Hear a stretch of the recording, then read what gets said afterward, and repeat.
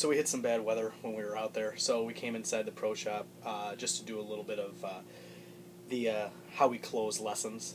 Okay, every lesson that I do, try to wrap it up, 3 or 4 minutes before the actual scheduled time is.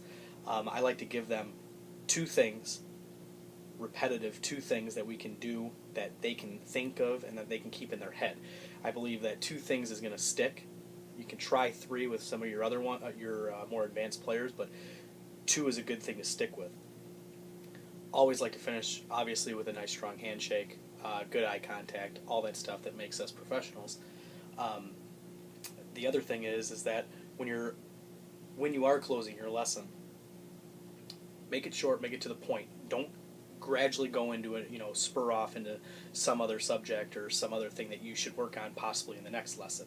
Keep it short, keep it sweet, repeat yourself, and make sure that they're understanding that, hey, this is what you think is the best two things that you need to work on to accomplish progress before you get to the next lesson.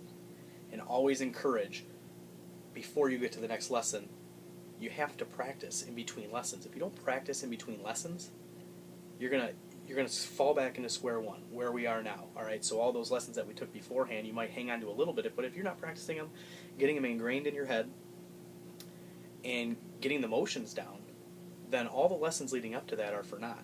Okay. They have to be aware that practice is what's going to help them get better along with lessons. It's not just lessons by itself. Lessons can't just be the practice.